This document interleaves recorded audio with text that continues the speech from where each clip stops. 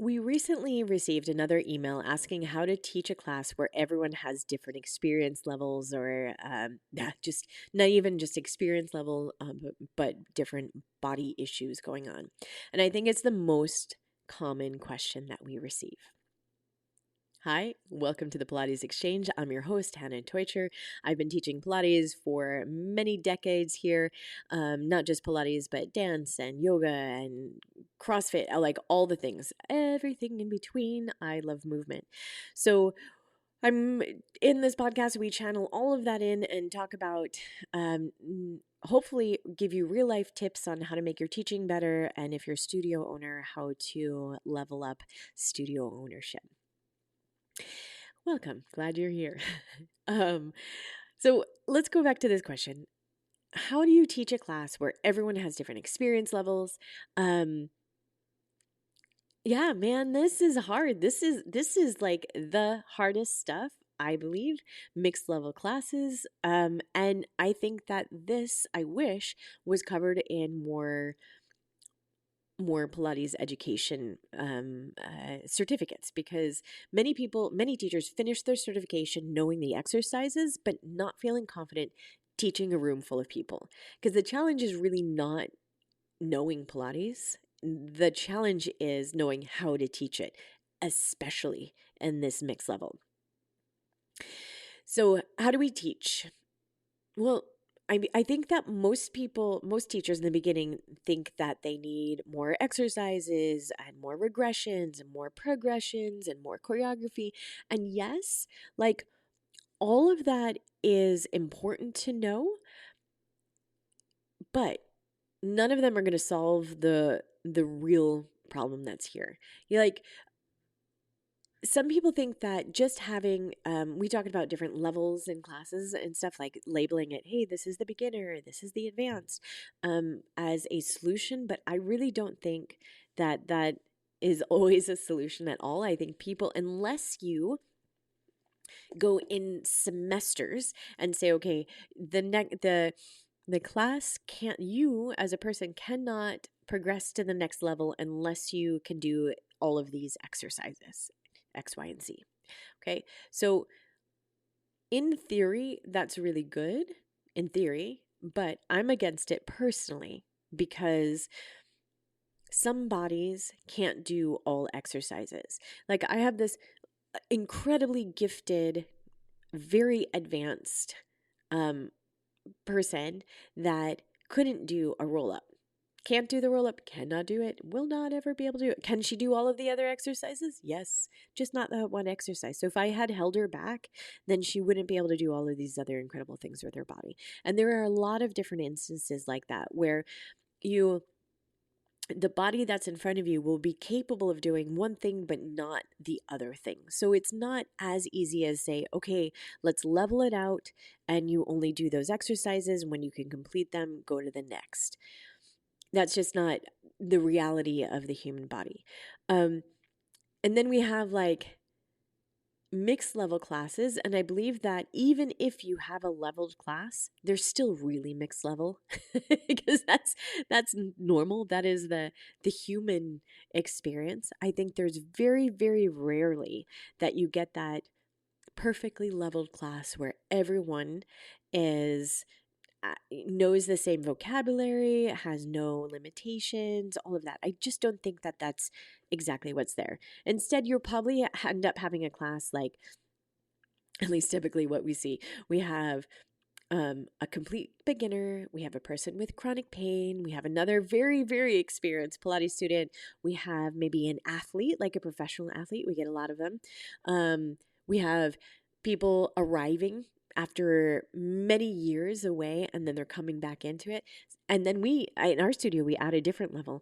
You have the language issue. They either speak only German or only English. And so then you're teaching at two different languages at the same time for all of it. So teaching a mixed level class isn't a problem that you could just solve.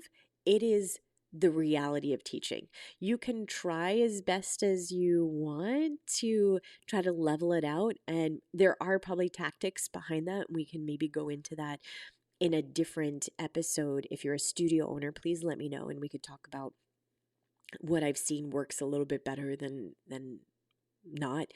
Um, but generally, it's going to be a mixed level class. And the biggest mistake I think that the teachers make is believing that everyone needs a different exercise. I don't really think that's the case. I think it's more like, what am I trying to teach right here? Are we like, is the focus of the class rotation or hip stability, spinal articulation, weight transfer, breathing under load? Like, there's a whole bunch of different focuses that you could have. And once that objective is clear, then you can adapt the movement instead of replacing it. So one exercise, but different experiences that are there, that would be one way to think about it. So another way that we deal with our mixed level classes is that you build up an exercise. You start with the foundation of whatever exercise it is, and then you make it progressively harder or offer more intensity with layers that are there. And that's really good because it intensifies the experience of, and it doesn't necessarily mean that it has to get harder and harder, but the intensity of the experience of like bringing more attention to a certain detail, more breath into it, more length, more. And you could also be adapting it to make it more intense by either stability or instability, or different levers and angles that are in there, adding the actual exercise, right? So I'm trying to think of a good example of this. Let's take the 100. Okay, so you can start, like, I have a mix, like, pretend now I have a mixed level class, and we have one person with neck, we have another person with back stuff, like all the things. You might have them start, they're lying on their backs and they're going to just do like a chest lift with arms long. Okay, so arms up to the sky, big inhale, exhale, chest lift, lower your arms, reach past your knees. Maybe the feet are already on the floor. Okay, so let's back up. They're lying on their backs, their feet are standing on the floor. You're raising your arms up to the sky. Big inhale, on the exhale, lift your chest and reach your fingertips past your shin bones. We do that a few times, and then I say, I notice someone is experiencing a neck stuff. Then we say, hey, you can try with both hands or one hand behind your head. Everyone continue, please. Continue, exhale up, inhale back down. If that's not working for you, person with the neck issue, you can also just follow me with the arm movement and leave your head down. Okay, so we've come, we've fixed that person. So they have an option. They can do it with the arms. They can do it, keep your head down. Then we'd go into the next one. Bring both legs up to a tabletop position and do exactly the same thing. So you're lifting the chest and we're bringing it back down. Legs are in tabletop. Then I would say, if you're feeling strong, why don't we try lengthening the legs on a long diagonal out in front of you and then bend your knees. Let's do this a few times. Great.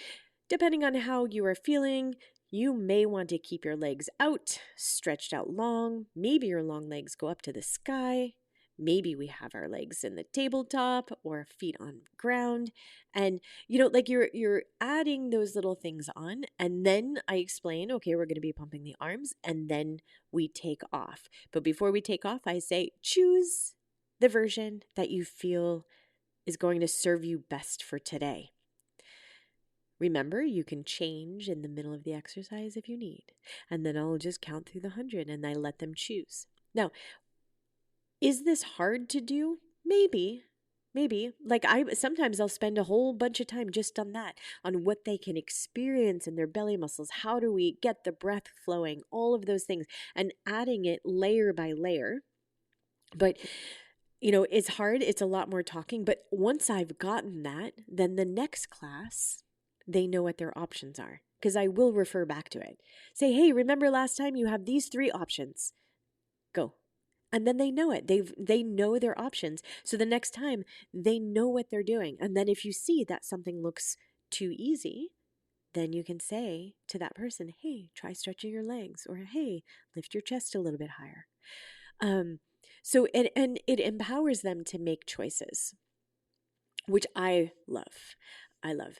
That also, it assumes that the person is going to be coming back to to your class, which is what we love.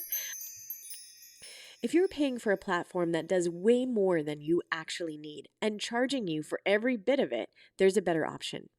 Offering Tree is built for independent studio owners who want the essentials done exceptionally well: booking, payment, client communications, and your website without all the bloat and without all that bill shock.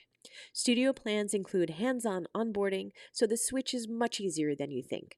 Book a free demo at the link in our show notes and mention Pilates Exchange for your exclusive discount.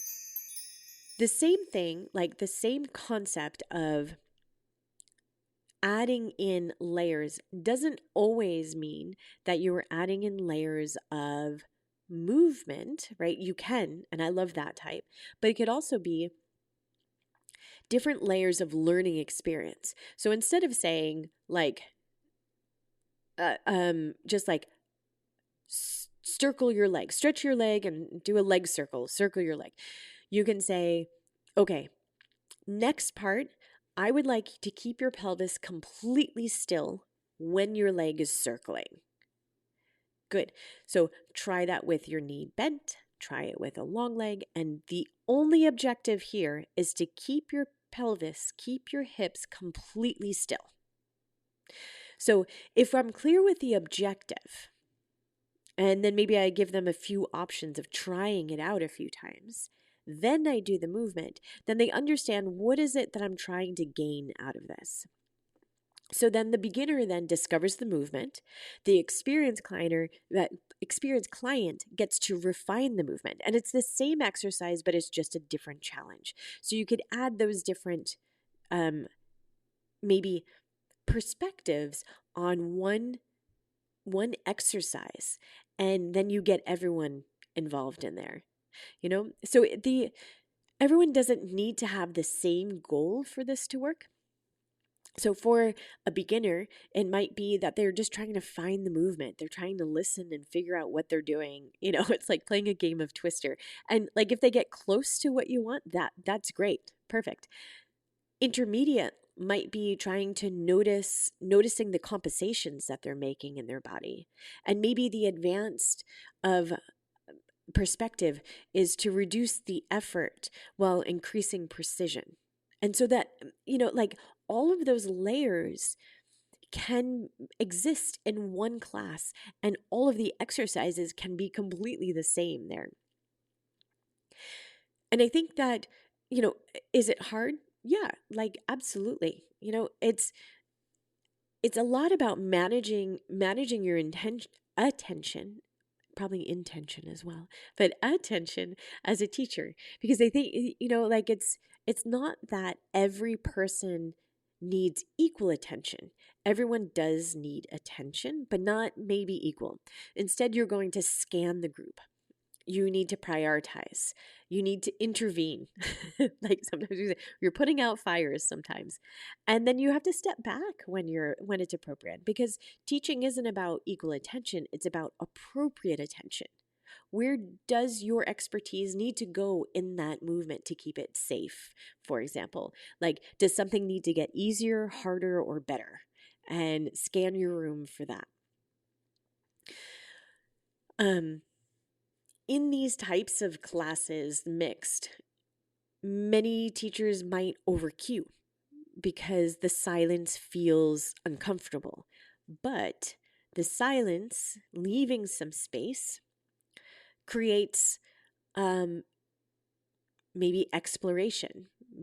It creates body awareness. Like if they're hearing you cue everything, they are thinking about it and applying it, right?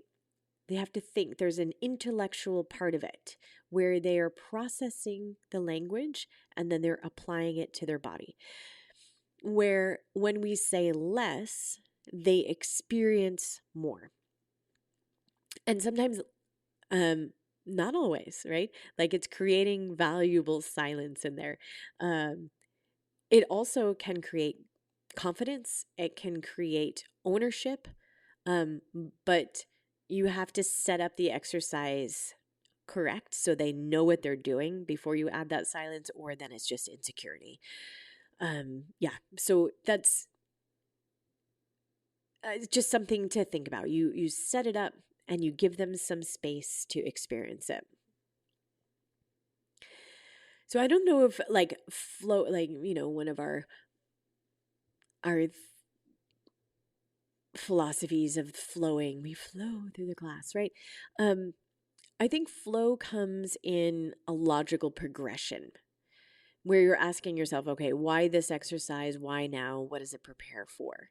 Like that's a good way of thinking about your own class choreography, because clients experience this as flow when the movement feels connected, when it's like, oh, I did this in the beginning class, now that makes sense, and the next thing, so it's step by step. I think that's a great way of thinking about flow. Not that it has to be the longest piece of choreography ever, just the sinful, is that not sinful is German, and not like sinful like we've just had to say, like a logical, that's the right word, logical progression of the exercises. So progression doesn't mean that it's harder, because we're logical brings me to the idea of progression. And I don't think that it means progressing like more springs, more repetition, more challenge. I think there's a lot of ways to progress a client. Yes, it could be more springs, more repetition, more challenge, but it doesn't need to. It could be more precision, more control, the more speed, less speed, depending on how that affects the exercise. Cord, Coordination, balance. Maybe it's complexity. Maybe it's the endurance or breathing, or even just the cognitive demand of the exercise. Like when you have to pay attention to a lot of things. Maybe it is smoothing out their transitions. Even slowing things down can be a progression in this way of thinking. So it's not about like um, putting random exercises together and hoping that it's going to fit your mixed level classes. You can teach concepts over time, and that will be maybe the most empowering way for you to look at these classes. You're teaching, for example, like week 1 you teach awareness, week 2 you're concentrating on control, 3 might be on strength, week 4 might be, I don't know, integration of all those things. Because people improve because they're building the understanding of the exercise, not simply because you're giving them a different workout every week, you know? So a mixed level class, you could keep with the same choreography and keep on deepening their awareness on all of those things that we just talked about, and keep the choreography exactly the same as they're learning the modifications that work for their body. So many teachers feel overwhelmed with this because I think that certifications teach a lot of different exercises, and they spend very little time teaching it. It's just the nature of it, but they don't spend enough time teaching observation or motor learning or communication, even decision making in the class. um there's I've said this in a recent podcast, like you could get all of my very experienced teachers together, and you can give them even exactly the class choreography that you want them to teach, and everyone is going to cue that different. Everyone is going to make different decisions about who needs corrections and where and why.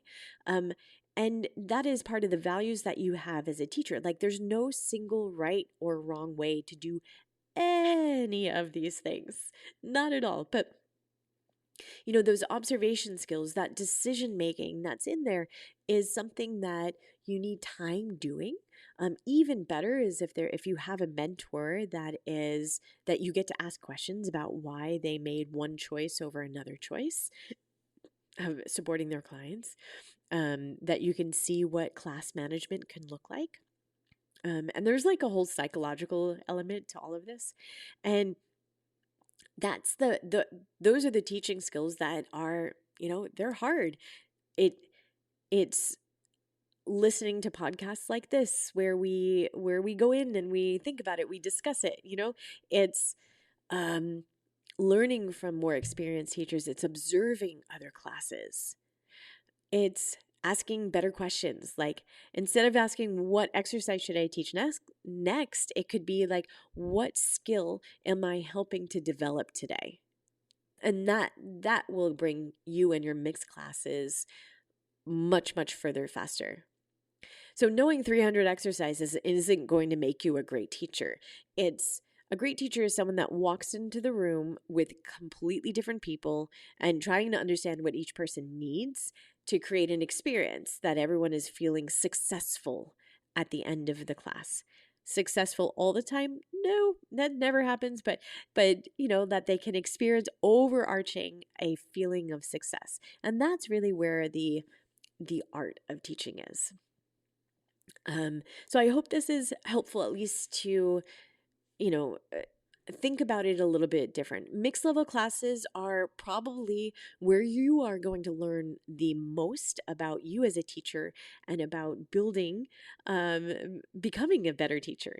So stop thinking about the exercises and start thinking about the concepts that you're trying to teach. Offer, um, offer different adaptations of the exercise by building it up. Offer different ways to go deeper in the exercise with learning to or teaching how to manage their attention to prioritize what's important.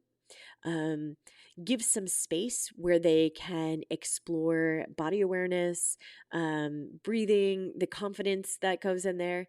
And I would say, really progressing in those types of classes isn't about maybe